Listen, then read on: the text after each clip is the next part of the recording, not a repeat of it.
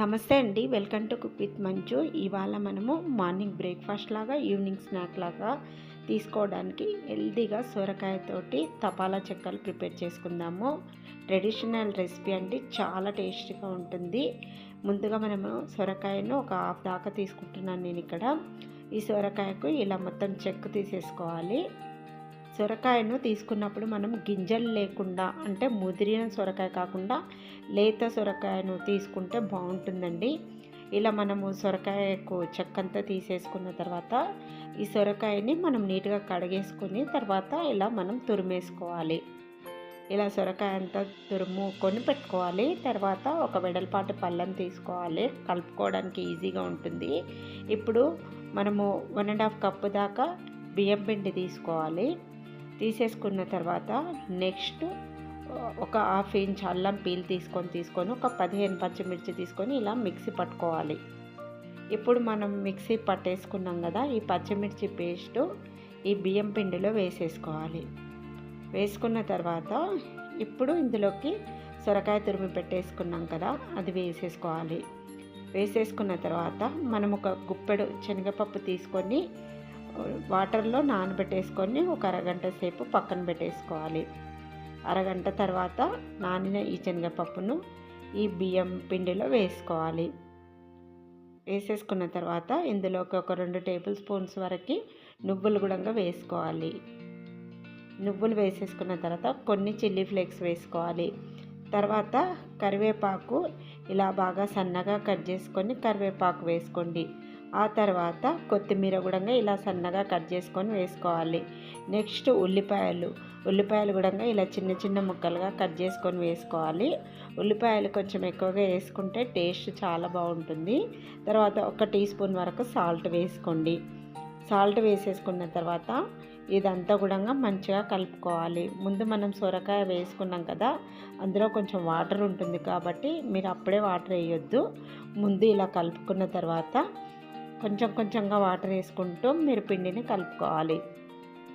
మరీ పలుచగా కూడా కలపొద్దు, అలా గట్టిగా కూడా కలపొద్దు. మీడియంగా ఉండేటట్టు మధ్యలో వాటర్ వేసుకుంటూ పిండి అనేది కలుపుకోవాలి. ఇలా మంచిగా కలిపేసుకోవాలి. ఇక్కడ చూస్తారు కదా, ఇలా కలిపేసుకోవాలి పిండిని. ఇలా మంచిగా కలుపుకున్న తర్వాత ఈ పిండి తడి ఆరకుండా మనము పైనుంచి కొంచెం 1 టీ స్పూన్ అంత ఆయిల్ వేసుకొని కలుపుకోవాలి. ఇలా 1 స్పూన్ వేసేసుకుంటే సరిపోతుంది. వేసుకొని ఈ పిండికి అంతా కూడా ఈ ఆయిల్ని పట్టించుకోవాలి. ఇలా పట్టించేసుకున్న తర్వాత పిండికాయలు మీరు ఇక నానబెట్టవలసిన అవసరం లేదు, వెంటనే ప్రిపేర్ చేసుకోవచ్చు. అయితే మనం ప్రిపేర్ చేసుకునేటప్పుడు పలచని పెన్నము, పలచని బౌల్ కాకుండా ఇలా బాగా కొంచెం మందంగా ఉండే కడాయి తీసుకోవాలి. అప్పుడు మనము చేసుకునే ఈ తపాలా చెక్క అనేది మాడకుండా ఉంటుంది. కొంచెం ఆయిల్ వేసుకొని ఇలా మొత్తం స్ప్రెడ్ చేసుకోవాలి. తర్వాత ఇప్పుడు పిండిని మళ్ళీ ఒకసారి కలుపుకోవాలి. ఇలా కలుపుకున్న తర్వాత మనకు కావాల్సిన సైజులో చేసుకోవడానికి పిండి అనేది తీసేసుకోవాలి. ఇలా పిండి తీసేసుకున్న తర్వాత ఇప్పుడు మనము ప్రిపేర్ చేసేసుకోవాలి. మీరు ముందే కడాయిని స్టవ్ పైన పెట్టొద్దు, పెట్టకుండానే మీరు ఇది ప్రిపేర్ చేసేసుకోవాలి. చేసుకున్న తర్వాత అప్పుడు స్టవ్ ఆన్ చేసుకోవాలి. ఇలా మొత్తం ఇలా స్ప్రెడ్ చేసుకోవాలి. ఇలా పలచగా ఒత్తుకోవాలి. ఇలా ఒత్తేసుకున్న తర్వాత ఇప్పుడు మధ్యలో హోల్స్ పెట్టాలన్నమాట. అలా పెట్టితే ఇప్పుడు మనము వేయించుకున్నప్పుడు మాడకుండా ఉంటుందన్నమాట.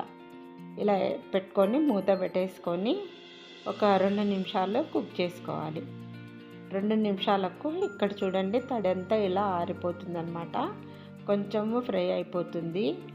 అప్పుడు మీరు ఇలా తీసి ఇంకొక వైపు కూడా కాల్చుకోవాలి. నేను ఎక్కువగా ఆయిల్ వేయలేదు, చూడండి ఎంత బాగా వచ్చేదో. ఆయిల్ ఎక్కువగా వేసుకోకుండా చేసుకోవచ్చు. హెల్తీ కూడా ఈ బ్రేక్ఫాస్ట్ అయినా స్నాక్స్ అయినా చాలా బాగుంటుంది. ఇలా తిప్పేసుకున్నాక ఇటు నుంచి కూడా 1 టీ స్పూన్ అంత ఆయిల్ వేసుకుంటే బాగుంటుంది. వేసేసుకొని మూత పెట్టేసుకోవాలి. మూత పెట్టేసుకొని ఇటు నుంచి కూడా కొద్దిసేపు కుక్ చేసుకోవాలి.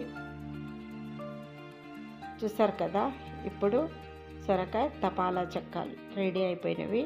కడాయిలో కాదండి, మీరు దోశ పెన్నం పైన కూడా చేసుకోవచ్చు. చాలా బాగుంటాయి టేస్ట్ అయితేనంటే. డైరెక్ట్ ఇలా తినేసేయచ్చు, లేదంటేనంటే ఏదైనా పికిల్తో కూడా తినేసేయచ్చు. చూసారు కదా, ఈ సింపుల్ రెసిపీ మీకు నచ్చినట్టయితే తప్పకుండా ట్రై చేయండి. ట్రై చేసిన తర్వాత ఎలా వచ్చిందో కామెంట్ చేయండి. మరిన్ని ఇంట్రెస్టింగ్ వీడియోస్ కోసం ప్లీజ్ నా ఛానల్ని సబ్స్క్రైబ్ చేయండి. Thanks for watching.